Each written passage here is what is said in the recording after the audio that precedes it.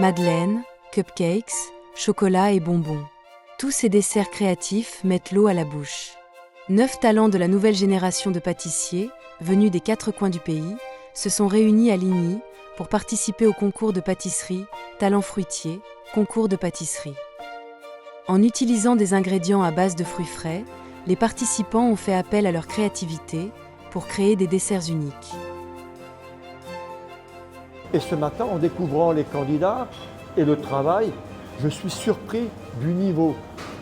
Un excellent niveau de travail pour des candidats pâtissiers, pour des pâtissiers très jeunes.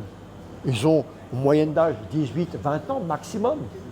Je suis impressionné par l'excellence du travail qu'ils arrivent à faire en si peu de temps d'études de la pâtisserie.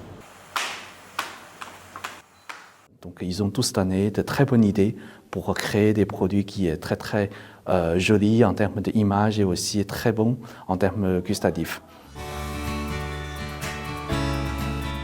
Avec Shanghai, Xi'an et Chengdu, ce concours a lieu dans plusieurs régions du pays. De l'audition en avril à la grande finale, en passant par le concours régional hors ligne l'été dernier, ces jeunes âgés de 15 à 23 ans, qu'ils viennent de la ville ou de la campagne, ont mis 7 mois à franchir les étapes de la sélection et ont finalement démontré les possibilités illimitées de la jeune génération de la meilleure manière qu'il soit. La forme de ce gâteau mousse est une combinaison de pâtisserie et de cuisine occidentale. La couleur rouge représente la fortune. Il y a des fraises, des framboises et des pamplemousses à l'intérieur de la purée. Le goût est sucré et acidulé, pas trop gras.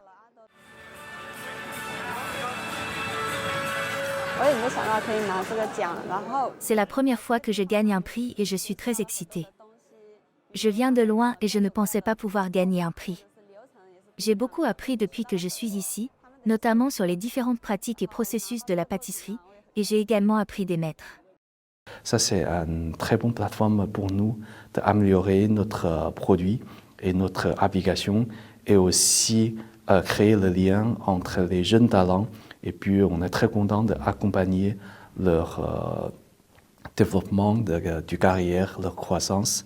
Et puis, on est content de voir que, en fait, on pourrait motiver ces jeunes chefs qui deviennent importants dans le futur, dans le métier. Le concours est organisé par Andros. Cette société française, qui possède de nombreuses années d'expérience dans la fabrication de produits à base de fruits, défend le concept de dessert aux fruits sains et a lancé la proposition de la terre jusqu'à la cuillère. En tant que province agricole majeure, le Shandong est devenu le deuxième choix d'Andros en dehors de Beijing, et sa stratégie d'ouverture à la campagne lui a permis d'ouvrir sa deuxième usine de transformation de fruits en Chine, dans le comté de Yinan, un sous-comté de la ville de Ligny. Donc Ligny, c'est une ville où il est très riche dans les activités agricoles. Et puis après, ici, au niveau de la qualité du sol et la température, c'est un endroit idéal pour travailler en collaboration avec les fermiers pour planter les fruits ici. Shandong est déjà très riche au niveau industriel, donc il y a pas mal de sociétés implantées ici. Aussi, il n'y a pas de grandes difficultés de continuer à avoir les ouvriers et les jeunes cadres qui viennent localement de travailler chez nous. Et au niveau logistique, ça c'est un endroit où c'est facile à livrer les marchés importants comme région Pékin, région Shanghai et aussi d'autres régions.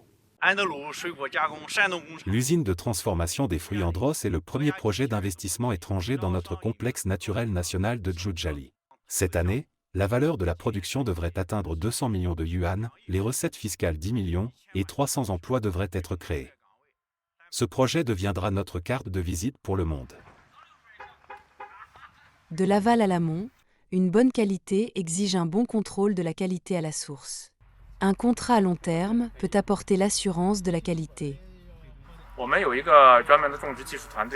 Nous disposons d'une équipe spécialisée dans les techniques de plantation qui planifie les visites en fonction des différentes cultures et des différentes périodes de croissance.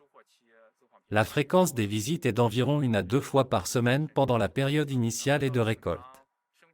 Pendant la période de croissance normale, nous établissons des plans en fonction de la situation de plantation et des commentaires des agriculteurs, afin de les aider à mieux gérer leurs vergers. Nous recherchons des agriculteurs aptes à cultiver les variétés que nous choisissons et, après la récolte, l'ensemble du matériel est tarifé pour être valorisé, conformément au contrat que nous avons signé. 33 hectares de culture de fraises, plus de 20 agriculteurs qui travaillent ensemble.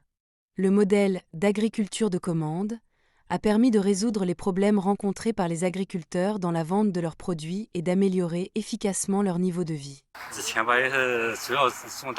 Nous avions l'habitude de cultiver des produits traditionnels tels que les patates douces et les cacahuètes, ainsi que quelques herbes médicinales, avec un revenu annuel par habitant d'environ 8 000 à 9 000 yuan. Après avoir planté des fraises, le revenu a plus que doublé, et les bénéfices sont encore relativement bons. Travailler de la terre jusqu'à la cuillère, il s'agit d'un modèle de coopération en amont et en aval, d'une intégration des ressources de la chaîne industrielle, de sorte que les entreprises ne se concentrent pas seulement sur le développement de leurs propres produits, mais aussi sur le contrôle de la qualité à la source, ainsi que sur les sentiments intuitifs des consommateurs.